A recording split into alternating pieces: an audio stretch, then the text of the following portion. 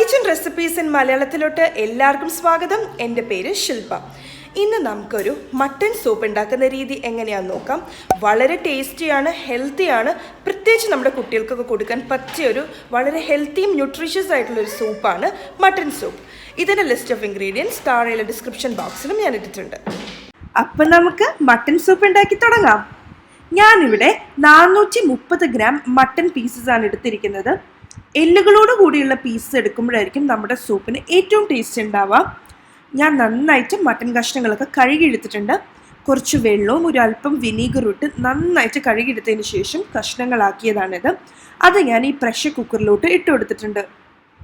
പിന്നെ ഞാനിവിടെ 3 വലിയ വെളുത്തുള്ളി എടുത്തിട്ടുണ്ട്, 1 ടീസ്പൂൺ ഇഞ്ചി എടുത്തിട്ടുണ്ട്, പിന്നെ ആവശ്യം പോലെ കറിവേപ്പില, നിറയെ കറിവേപ്പില ഇടുന്നതായിരിക്കും ഏറ്റവും ടേസ്റ്റ്. പിന്നെ 12 ചുവന്നുള്ളി, ഇതെല്ലാം അരിഞ്ഞതാണ്. അപ്പം ഇതെല്ലാം കൂടി നമുക്ക് ഇതിലോട്ട് ചേർത്ത് കൊടുക്കാം. ഇനി നമുക്ക് ബാക്കിയുള്ള സ്പൈസസ് എല്ലാം ചേർത്ത് കൊടുക്കാം. അതിനായിട്ട് ഞാനിവിടെ 1/4 ടീസ്പൂൺ മഞ്ഞൾപ്പൊടി ചേർക്കുന്നുണ്ട്.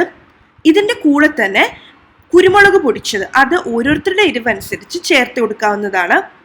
പിന്നെ നമുക്കിതിൻ്റെ കൂടെ ഒരു 1/2 ടീസ്പൂൺ മല്ലിപ്പൊടിയും ചേർത്ത് കൊടുക്കാം. ഇതിൻ്റെ കൂടെ തന്നെ നമുക്ക് 1/2 ടീസ്പൂൺ ജീരകം, അതായത് ക്യുമിൻ സീഡ്സ്, അത് ചേർത്ത് കൊടുക്കാം. പിന്നെ ഒരു 1/4 ടീസ്പൂൺ പെരുംജീരകവും ചേർത്ത് കൊടുക്കാം, അതായത് ഫെനൽ സീഡ്സ് ആണ് പെരുംജീരകം, അതും ചേർത്ത് കൊടുക്കാം.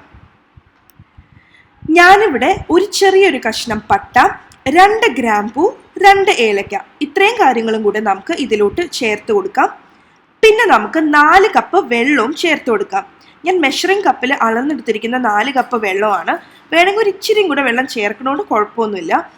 പിന്നെ നമുക്കിതിലോട്ട് ആവശ്യം പോലെ ഉപ്പും ചേർത്ത് കൊടുക്കാം. എന്നിട്ട് ജസ്റ്റ് ഒന്ന് ഇളക്കിയതിന് ശേഷം നമുക്കിത് പ്രഷർ കുക്കറിലിട്ട് നമുക്ക് കുക്ക് ചെയ്തെടുക്കാം. ഞാനിന്ന് ഹൈ ഫ്ലെയിമിൽ 5 വിസിലും ലോ ഫ്ലെയിമിൽ 4 വിസിലുമാണ് വെച്ചിട്ടുണ്ടായിരുന്നത്. അതിനുശേഷം ഫ്ലെയിം ഓഫ് ചെയ്ത് അതിൻ്റെ പ്രഷർ റിലീസാവാൻ വേണ്ടി, തന്നെത്താനെ റിലീസാവാൻ വേണ്ടി ഞാൻ മാറ്റി വെച്ചിട്ടുണ്ടായിരുന്നു. നമ്മളായിട്ട് ഒരിക്കലും റിലീസ് ചെയ്യരുത്. അങ്ങനെ ചെയ്തിട്ടുണ്ടെങ്കിൽ ചിലപ്പോൾ ആ മട്ടൺ അത്രയ്ക്കും നന്നായിട്ട് വെന്ത് കിട്ടില്ല. ഓരോ മട്ടൺ അനുസരിച്ച് അതിൻ്റെ കുക്കിംഗ് ടൈമും ഡിഫറെൻ്റ് ആയിരിക്കും. അപ്പം ചില മട്ടൺ പെട്ടെന്ന് വേകുവാണെങ്കിൽ ഇത്രയും വിസിൽ വെക്കേണ്ട, ചിലത് കൂടുതൽ നേരം വേണമെങ്കിൽ ഇതിനേലും കുറച്ചുകൂടെ വിസിൽ വെക്കണം. അപ്പം അതൊക്കെ ഓരോരുത്തർക്ക് കിട്ടുന്ന മട്ടൺ അനുസരിച്ച് ഇരിക്കും. നമ്മുടെ മട്ടൺ സൂപ്പ് റെഡിയായി കിട്ടിയിട്ടുണ്ട്. അപ്പോൾ ഈ സമയത്ത് നമുക്ക് വേണമെങ്കിൽ ഒന്ന് ടേസ്റ്റ് ചെയ്ത് നോക്കാം. ഉപ്പ് കുറവ് തോന്നുവാണെങ്കിൽ ആവശ്യത്തിന് ഉപ്പ് ചേർത്ത് കൊടുക്കാം. അതുപോലെ തന്നെ ഈ സമയത്ത് നമ്മുടെ മട്ടൺ നല്ല സോഫ്റ്റ് ആയിട്ടിരിക്കും, കാരണം നന്നായിട്ട് വെന്ത് കിട്ടിയിട്ടുണ്ട്.